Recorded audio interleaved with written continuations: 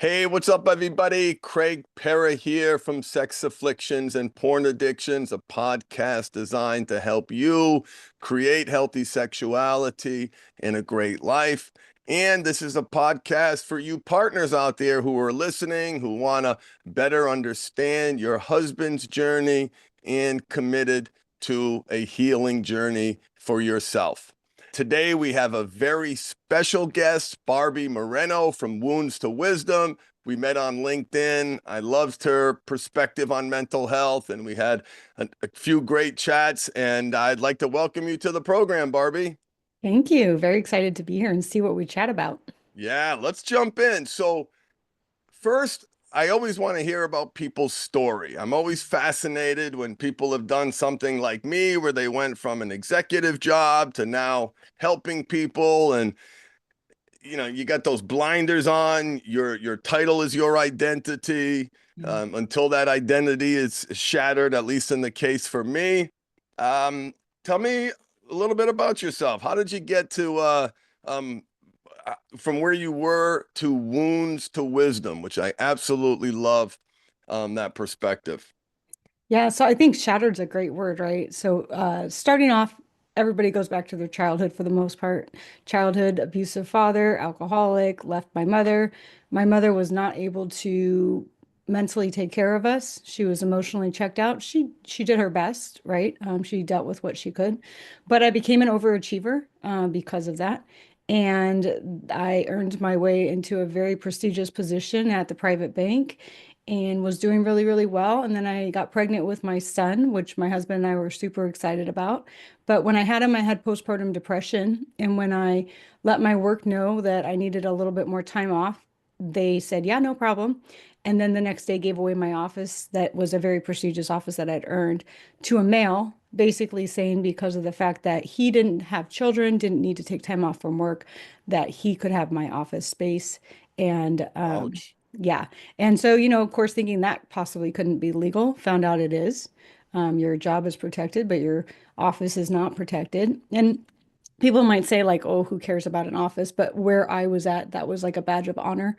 Um, it showed how, I mean, I was at the very top of the food chain as far as what I was doing. And that office space was just like a trophy, right?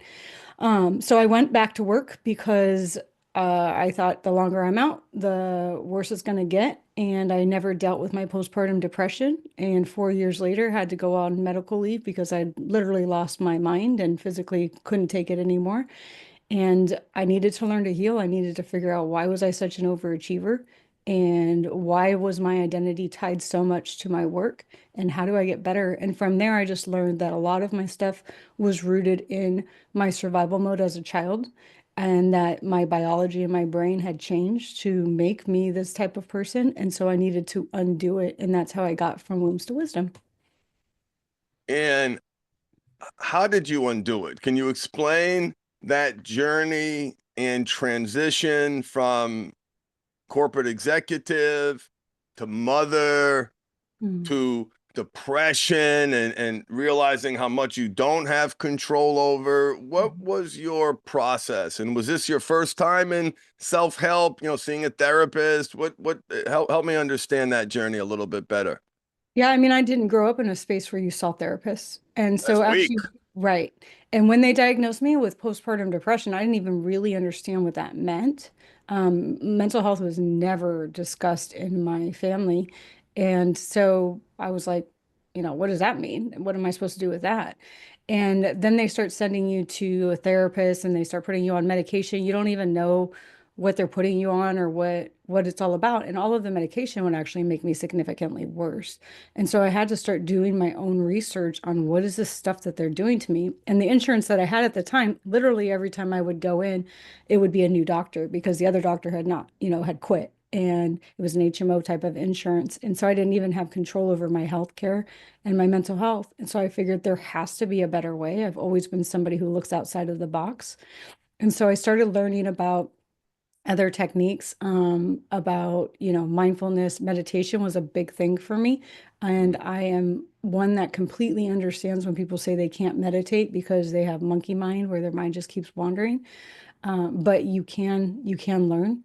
And so I just started off very much in that space. Tried breath work, which sounded like very woo-wooey to me. Yeah. But I have to tell you that it really does work. So I tried all of these things that were outside of the box to figure out how can I help myself. And at the same time, I just decided to pay cash because I had the money. I went to a decent doctor, decent therapist, did things like EMDR, which is like for those don't know, it's like a treatment for people with trauma where they do like eye movement to help you desensitize from the experiences, not forget them, but desensitize. It was an extremely long journey. My son is going to be 11 in April, and it's still a journey. How did you, what was it like accepting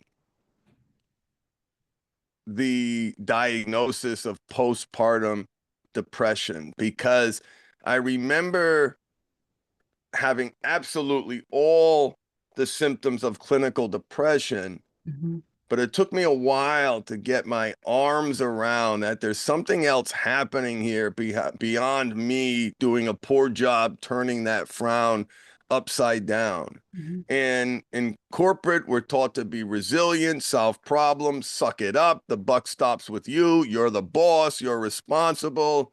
What was it like embracing that reality that you were experiencing something that in that moment you did not have control over?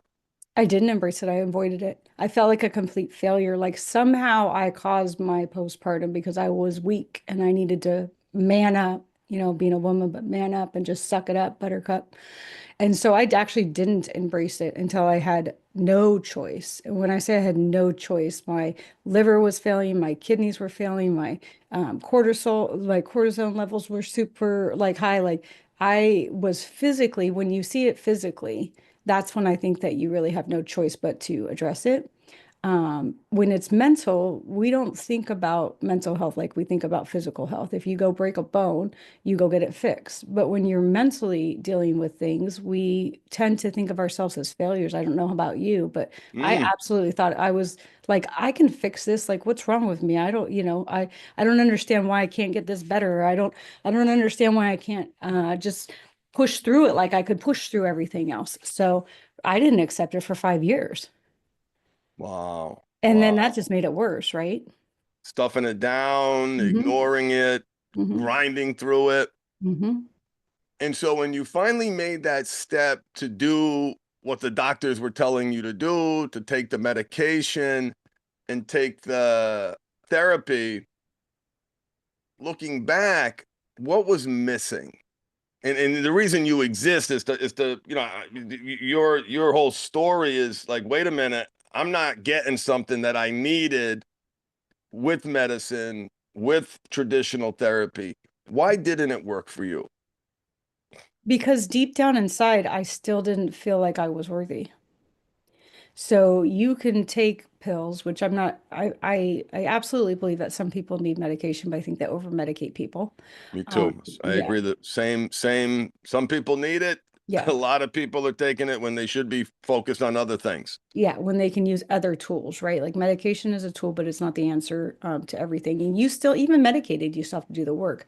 But ultimately, it comes from a space of like, I go back to my childhood because almost everything goes back to our childhood, right? I Yes. was not seen, not heard. I had to make myself small to stay safe, right? To stay safe. If I was seen and heard, then you could be physically hurt. And so you make yourself small. And so when you're not seen and you're not heard, it doesn't matter if you're trying to overachieve in the world to prove yourself. Inside, you still feel like you're not worthy. And so it was the discovery of me just through, I think, looking at my children and knowing, like looking at them, they just play naturally. My son thinks he like deserves the world, right? And so you look at them and you see them just be so pure and you're like, why can't I do that for me? Why is it that, he can just come up and ask for something and feel safe, but I wouldn't dare ask for something for myself? And then that comes from a sense of not being worthy. Yeah, like you, Barbie, I learned so much through my children. And Hmm. I learned what I was doing different. than my parents, and then later on learn why I was doing things different. But I saw, as time went on, I began to appreciate the impact of my childhood, although resistant to embracing that impact for a long time. Stop blaming your parents, suck it up, move on. Don't be like one of those people in therapy. What, Right. what was that like for you? Were you aware, always aware that you were in an abusive home, or did you awaken to that reality? No, my home was extremely abusive. You couldn't not be aware. What I wasn't aware of is how it changed me, how it changed my brain, right? Because it actually changes the way that your brain forms. And then how it changed my everyday decisions, how I showed up in the world, whether I could say no or yes. Your podcast being on sexuality and addictions and stuff like that, I was molested very young, by multiple people. Oh, And horrible. you carry that with you too because then your boundaries have been violated, your body has been violated. And so you don't even think that you're safe in your own body, right? And then we talked about this, before, but when you've been sexually molested and you're trying to prove yourself, you almost feel like that is you as a female, you almost can use sexuality to your advantage in the corporate world, knowing that if you're a little bit flirty, you might get a little bit more attention and you may get business. But then it's also like this thing where you're like, I don't want to do that, but that's how the system works. And so it's this crazy like back and forth with yourself and guilt and shame. And if I was very attractive, and so people, men would be inappropriate with me, but I didn't know how to say like don't touch me or hold me that long. I didn't have any boundaries on myself because nobody had ever taught me that it was okay to say no to my body being violated. Wow, wow, wow. And what was the pivotal moment from your journey that crystallizes the essence of your this resilience coaching philosophy? Tell me what was the yeah, tell me about that. Mhm. So I was my story that you'll hear in my speaking is I was asking myself over and over again, what's wrong with me? And this is when I was on medical leave. I couldn't get better. I was cooking dinner one night and I was just still asking myself, what is wrong with me? Like, why can't I get better? And I just had a moment where I was like, it's not what's wrong with me, it's what happened to me that made me this way. Like what actually happened to me in my life. I wasn't broken, I was injured and I could fix it. But it was almost just like an aha moment after just literally asking myself all of the time, most of my life, what's wrong with me? What's wrong with me? What's wrong with me? And I'd actually read a book by Bruce Perry and Oprah Winfrey. I know some people are not fans of her, but this book is amazing. It's called What Happened to You. And that book, because it goes through the scientific and the emotional and all that stuff, allowed me to understand that I was the way that I was and I couldn't heal because I didn't have the tools. And so that book actually changed everything for me. And tell me the authors again in the title. Yep, it's Dr. Bruce D. Perry and Oprah Winfrey, and it's titled What Happened to You? Mm, mm, mm. Now, in your experience with your clients, do you find that there's a high percentage of women who were either sexually abused, Everyone. object, or on the spectrum of sexual abuse, groomed, inappropriate? What's that like for your clients as they come to terms with that impact? Well, I mean, statistically, 80, and I think that's a low number, 80% of women in some way, shape, or form have been sexually harassed or sexually abused, right? Overachieving women in particular usually have some sort of sexual abuse in their childhood because they're trying to prove their worth. Wow, wow. What do you say to these women as they're navigating their journey? That what happened to you as a child, or even, like a lot of this stuff will happen in the corporate work environment, that those things that happened to you shifted your perspective on the world, which is why you showed up the way that you showed up. And maybe not all of that was bad. Maybe you did very well in business, but if you really never truly heal from that, you can never be your full transformational, full essence, right? So where are we showing up in reaction instead of actually perceiving what's going on, knowing what's going on, and making the best decision to ourselves? How are we reacting to things? So I teach them to see that. And sometimes it's hard, right? Very. Right. Yeah. Especially when you're like an overachiever and you have all this outside praise and awards. Like, I don't know how many of those stupid plaques and awards that I had sitting in my office. So we're rewarded for being overachievers. So as long as you're getting your big paychecks and you're getting all of these different awards, you think, well, I couldn't possibly have that much wrong with me because I'm getting at least, this kind of recognition.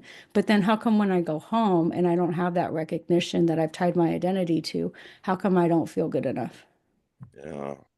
And that's magnified for the women that we work, Barbie, who's have that deep feeling of unworthiness, Mhm. and then their partner either cheats with Yeah. a person or has a secret sexual life with a computer. Hmm. Do you see that in your work a lot? I do. Um, I can tell you this. I still haven't embraced myself in a positive sexual sense, because that's still traumatic, right? And so I also have noticed that women like me pick narcissistic partners who basically teach them, like gaslight them. And even though they're successful at work, at home, they're miserable. And also usually pick people who are either abusive or cheat, like you said, or don't honor their boundaries when they say, I don't want, I don't want you to be looking at porn. That's not real love. I don't want you to go to the strip clubs. They oftentimes will have in their home life a very disruptive home life, even though they're successful at work, because again, they don't feel the value to be able to set up those boundaries because they were violated. And so they allow people to violate them over and over and over again, and often pick partners that do that. And it's even harder because there's such a common refrain around regarding the porn: boys will be boys. This is what men do. Do you find that there's a struggle that, well, yeah, of course they have this struggle. These women are trying to, they may not even understand why it's a boundary violation. So from a religious perspective, they might call it a sin. They might know it's bad, but I bet you help them understand why it's bad and why is it impacting them, and how might that impact be connected to what happened in their childhood, so ultimately they can create the lives for themselves that they want. And it's only bad if it goes against your morals and what you want, right? So Yes. I also know a lot of women who enjoy porn, or, are very fluid and open sexually, although some of them have their own trauma and they use it in that way. That's a whole different subject, right? But when you when something doesn't feel good for you and when it goes against what you truly believe, if you're with a partner who doesn't honor that, you have to ask yourself the question, why am I with somebody who doesn't honor something like this that's so important to me? Yeah. Why would I pick somebody, and why am I tolerating it? And it doesn't mean that you have to leave your spouse. I know you have your story where your wife stuck by your side. It doesn't mean that you have to leave your spouse, but if you don't address it, it's never going to get better. Yeah. Well, and it wasn't an interesting thing about me, Barbie, because I'm one of those narcissist, Hmm. borderline-ish, um, you know, low self-esteem, hyperreactive, highly sensitive. Hmm. Although I never would have identified that when I was a big fancy lawyer. And an interesting dynamic with Michelle and I at that low point when I was fired, tried to hurt myself, and like I told you when we talked, she stayed with me initially for the purpose of getting me back on my feet so I could get a job because she was a stay-at-home mom. Mhm. When she shifted that focus from me, and don't get me wrong, there was a lot to complain about, but when she started focusing on herself and Mhm. realizing, like, wait, this is the problem, it's not me, Right. and stepped out of, I call it disconnect. She doesn't like that word because she said she wasn't disconnecting, but to me it felt like she was disengaging from the Mhm. cycle that I had created and put her in. And it was that realization that told the narcissist in me the gig is up. Like Mhm. something's got to change. This this Mhm. this is not like before, because I had done this before. This was different, and it was her growth that kicked me in the ass Yep. to finally do the work that I needed to do to heal. Does that resonate? Yeah, I mean, well, people will always treat you how you allow them to treat you, right? Mhm. But here's what happened. So your wife, she was strong enough to say to you, like, I'm not, when she disengaged, I'm not putting up with you anymore. Like, we're just done here. I'm not putting up with you. But if she doesn't have enough worth in herself to say, I'm not putting up with this, then you would have continued. Right, So she had to either through her own life and her experiences or through work like I do with my clients, she had to have the ability to stand up on her own 2 feet and say, look, dude, I'm not doing this anymore and I don't have to put up with you. I'm a gift. If you don't want this gift, go away. right, right. Yeah, no, I remember the moment. It shattered that narcissistic wall Hmm. and broke it in a way that nothing had um, done in the past. Yeah. And it was, a big point of my, yeah, that kick in the ass that I needed. Hmm.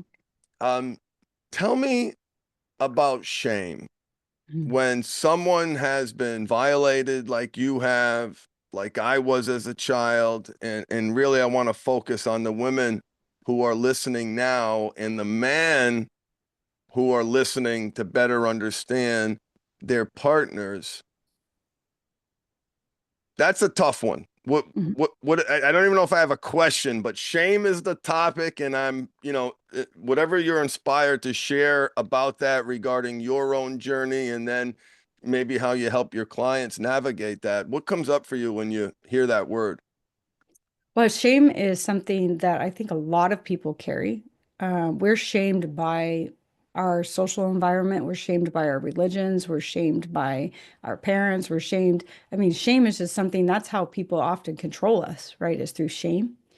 And so it goes back to forgiveness. Uh, so here's the thing. My parents did what they knew how to do. They did what was taught to them. Right, They did the best that they knew how to do.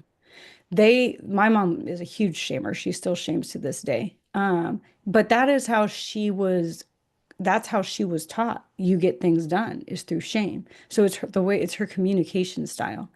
And so now when I see her doing it, I don't personalize it because shame, if somebody's shaming you, it is because they have shame. It is not because you need to be shamed.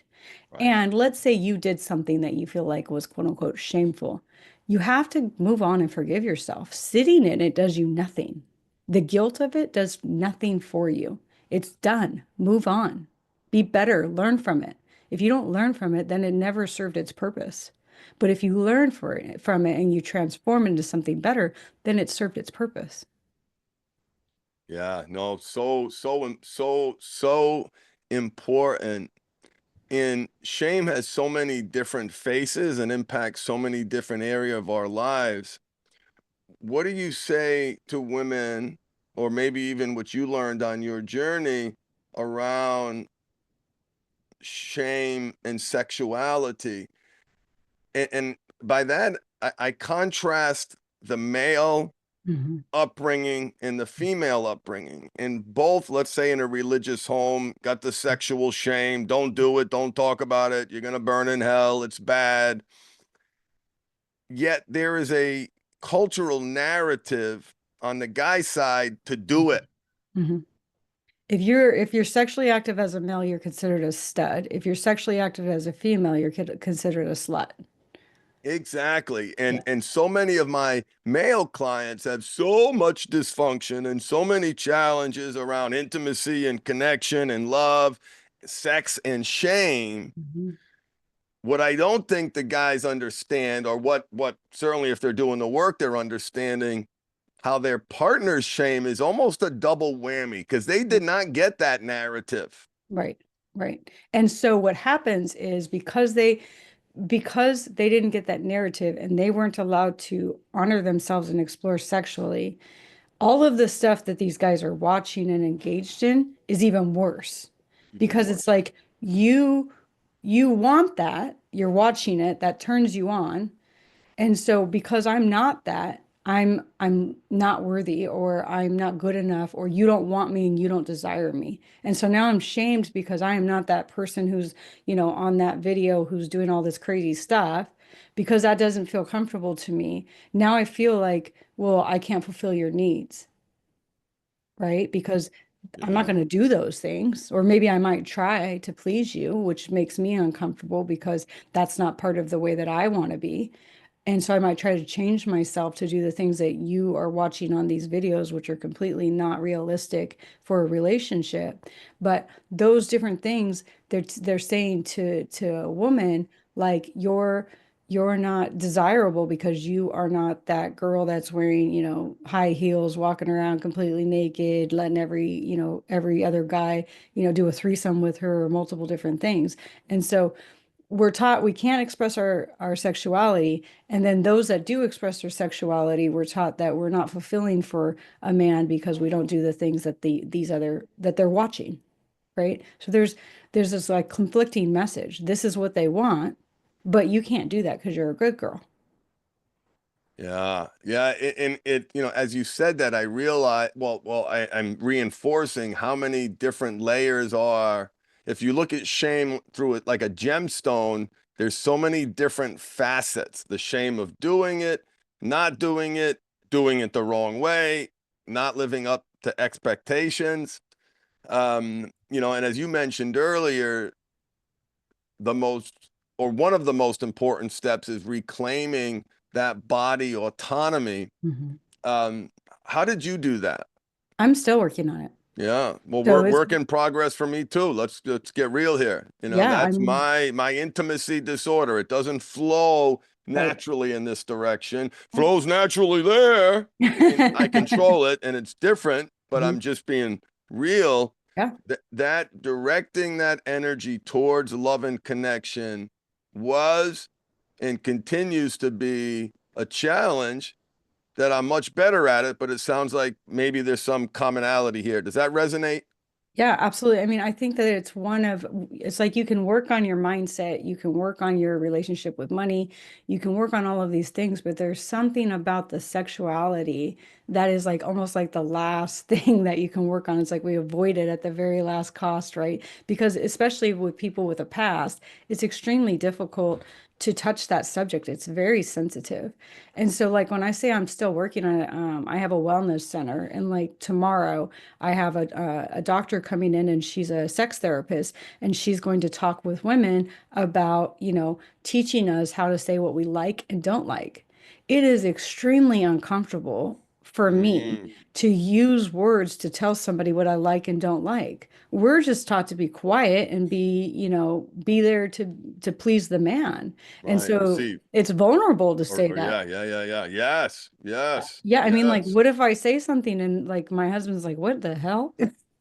You know what I mean? Or what if I say I don't like that and then he feels rejected, Yeah. right? So all of that is like vulnerability and you don't grow without being vulnerable, but it's a lot of work. And so how I'm working on it is I'm bringing in people as I'm bringing in people to teach other women, I'm using it as a tool to teach myself too.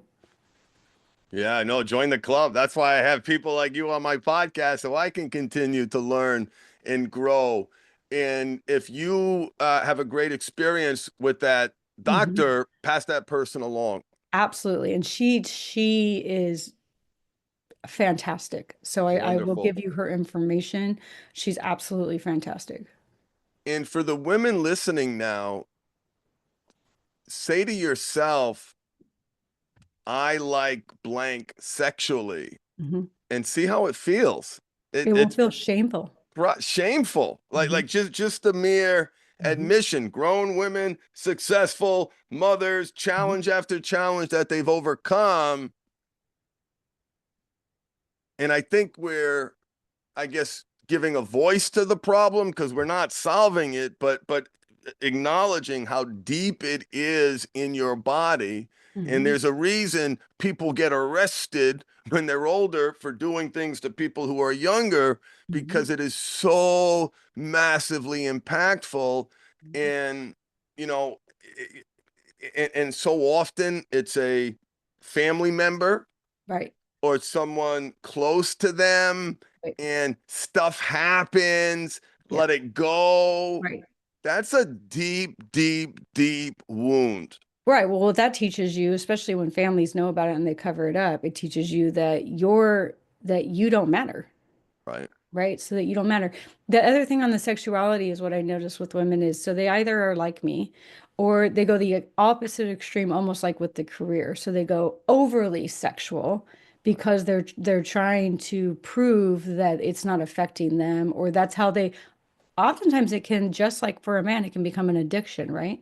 So Right. there are, it's not that there's not, it's less than men, but there's a group of women who become completely convinced that they own their sexuality when in true honest they don't own their sexuality. They're just trying to work through life through their sexuality in a different way, like people might use alcohol or drugs.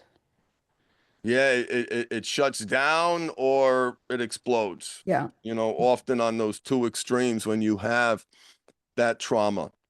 Now, forgiveness is very important to you. Mm. And can you tell me why and share with me your journey of forgiveness? Yeah, well, forgiveness is important because the Maya Angelou says, when you know better, you do better. And we have to remember that for the most part, I don't currently talk to my father, but I have forgiven him, but yeah, I also don't allow him in my life because Mm, he's not healthy. So I think that people think like when you forgive that you have to continue to allow these people to violate you and be in your life. No, you forgive them for what they did so that you can move forward. Who cares about them? You forgive them what they did so that you're not stuck in that thought process of being victimized and things like that. And understand that whatever their journey is, it's not personal to you, right? So if we personalize it and we make their journey our journey, then we always become the victim of it. So you have to forgive them so you can move forward, but you also have to forgive yourself because a lot of us, we make mistakes all of the time. And if yeah, we don't let it go, we can't move forward. We have to let it go. And it's okay to let it go. And it's okay to make a mistake because if you didn't make mistakes, why are you here? If you're perfect, there's no purpose. right, right, right. And the thing about forgiveness is a lot of people get hung up on, I can't forgive that person for what that person did. And what you're saying is forgiveness is an act of kindness, empathy, and love for you. It's a selfish act just to blow it up a little bit. It's forgiveness is for you. Is that what you're saying? Yeah, forgiveness is 100% for you. It's not for the Yeah, other person. yeah, And you can forgive somebody who has not changed because if they haven't changed, that's their story. But do you want to sit in their story and do you want to allow them to control you and take up space? I always, because sometimes, still to this day, I'll have like a story going on in my mind. And then I'm like, why am I letting this take up space in my head? It's so stupid, right, right? right, You right, have to let it go so you can move forward. It doesn't mean that it wasn't wrong. It doesn't mean that it wasn't okay. It doesn't mean that it didn't hurt you. It doesn't mean that, that they shouldn't be or do better. But what it means is that you're worthy of moving forward with your life and not staying in that story. What are the prerequisites for forgiveness? So it's, people hear the words and okay, I'm gonna let it go. But as you know, it comes in layers. And Mhm. the other thing I've learned about forgiveness is at least for me, it's not a one-time act. No. It's something that I've had to do over and over again. For example, when a shame hit comes, or you think about something that happened, and so it's this ongoing process of letting go. But before someone can forgive, they're holding on to that as this protection Mhm. to remind them of the pain and reinforce the boundaries. And Right. um, what needs to happen before that deeper level of forgiveness can occur? A couple of things. So one, you don't just jump right in, right? You don't go like, "Oh, I'm going to forgive the guy that molested me when I was a kid." Like, how about we start with forgiving the teller at the bank who was rude? Something small. But you really can't even forgive anybody else till you forgive yourself. So the very first step is forgiving yourself. So what I like to do is I will write down the things that I feel like I need to forgive myself for.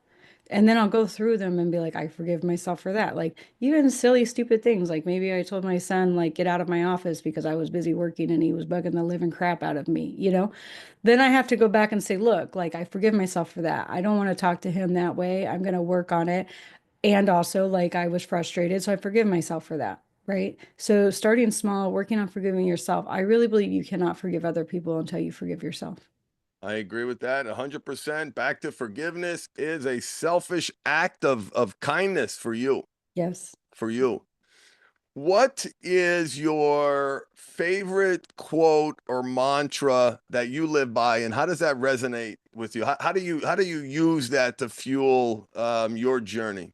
It's what I said earlier, Maya Angelou. When you know better, you do better. And it fuels me because it reminds me that when I can forgive myself when I make mistakes, as long as I feel like as long as I learn from them, right? As long as I use them as a tool. But it also allows me to understand that judging other people does me no good because I don't, one, know their story. I don't know what they've done to self-heal or if they don't even know how to self-heal. And so I look at people and just say, if they knew better, they would do better. Right, Again, you're not excusing their actions and just saying like they get to walk all over you or they get to hurt other people. If you commit a crime, you should go to jail for your crime. But you also hopefully will learn from it so that you don't continue to do these things. right. Here's why I did that. Here's the my dysregulation, my poor coping strategies, my unmet needs, my family of origin trauma. Mhm. But see, you can't even get there unless you understand why it all started, right? Yeah, And yeah, and also, I feel like it's extremely important for people to understand that biologically your brain changed when you had an environment or a situation where it felt like it needed to go into survival mode. It physically changed. So you have to physically change it back. How do you physically change it back? Just like you physically change your body back. If you don't ever go to the gym and you start going to the gym, you don't start by lifting 500 pounds. You start by lifting 5 or 10 pounds. So when you go back to change your mind, it's a muscle just like that. You start with little bitty things and then work your way up. And then one day you're going to be a weightlifter in your mind and you're going to have these neuroplasticity and you're going to be able to do these things automatically. But in the beginning, treat it just like going to the gym. You start small. I love what you said. So I'm a huge fan of Kaizen goals. They're critically important for so many different reasons, small attainable goals. I love what you said about practicing forgiveness with the teller. Hmm. And I think it's easy for people to get stuck on the big things. And often that's the goal for a lot of people in therapy is to pursue The big. that big emotional catharsis moment where the sky opens and then fireworks come. But the thing about fireworks, Barbie, they're big and powerful and they're awesome, and I hope everybody experiences them, but they fade. Hmm. They They fade. they they haven't developed that muscle. Does that? Yeah. And the thing is, when they fade, then you feel like a failure because you're like, Yes. wait, I'm right back to start, square one. How come I'm back to square one? And so when you start small, it's like a gradual change, right? But it's also to say you don't get like, it's not like you don't get mad. I was with my daughter today. She was getting her blood drawn. And they couldn't figure out the insurance and they send this guy in there and he's a complete jerk. And I wanted to rip his head off for about 2 minutes. You know what I mean? And then I had to come back and go like, that's not going to solve anything, although it might feel good for a minute. Yes, it would. But then if I left that in my mind and the rest of the day I thought about how annoying that whole situation was and how frustrating it is, it would have ruined my entire day. So once that situation was resolved, I had to let it go. Yeah. And that's the thing about the mind, right? You learn to let things go. And that's how you forgive too. And you practice. You It's a practice. it's a skill. Mhm. And practice small. Like you said, the teller, the guy at the grocery store, the person who cut you off.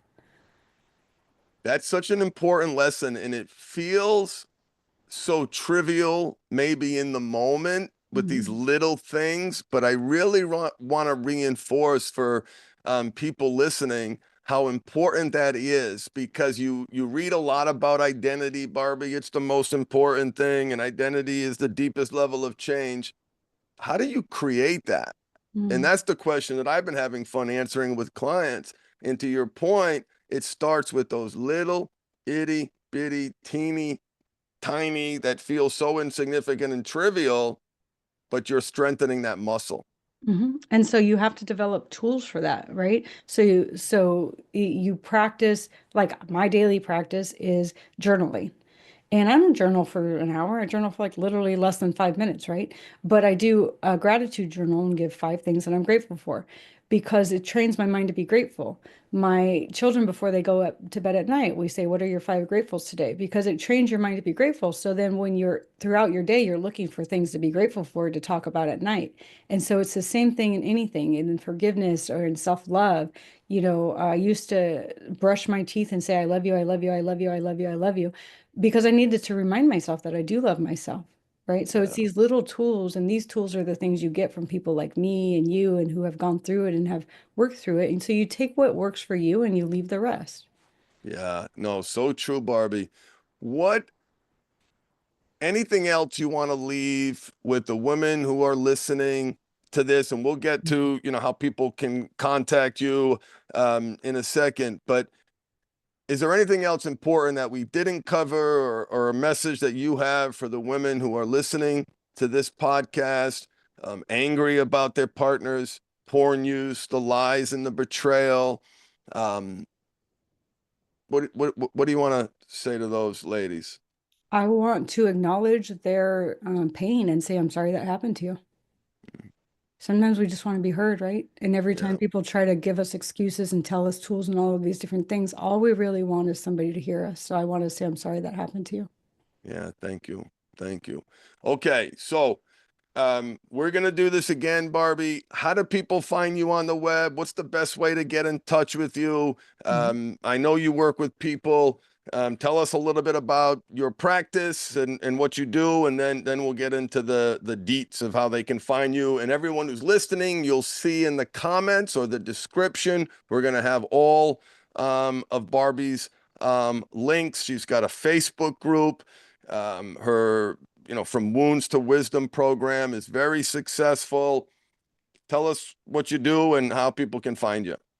So I speak, so I'm a speaker. And so if anybody knows of anybody who's doing events or whatever and feels like this would be helpful, they're welcome to reach out to me on that.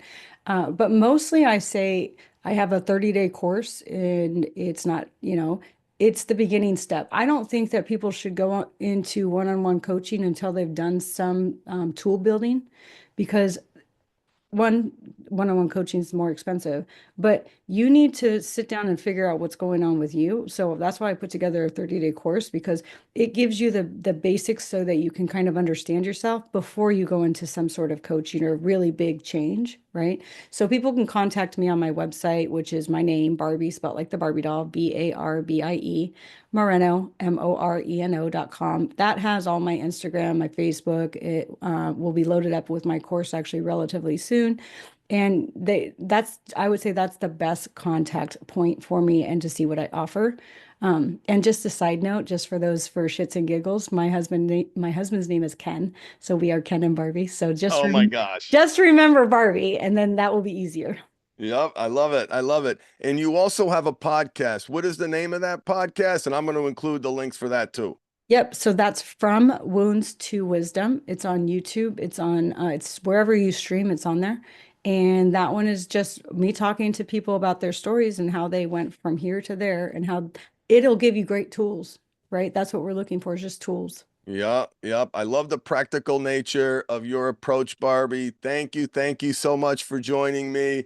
And listeners, stay tuned. I'm going to be on Barbie's podcast soon. I look forward to sharing that with all of you. Thank you so much for being here, Barbie. From wounds to wisdom. Thank you so much for being my guest today. Absolutely. All right, everybody, that concludes this podcast, Sex Afflictions and Porn Addictions. Again, I'm your host, Craig Perra. If you or someone you love is struggling with compulsive sexual behavior and you connected with people need practical solutions that are actually going to deliver results in their lives, visit mindfulhabithelp.com. Thanks for all the love and support. See you on the next podcast. Embrace your power of choice and feed the right wolf. See you soon. Bye, everybody.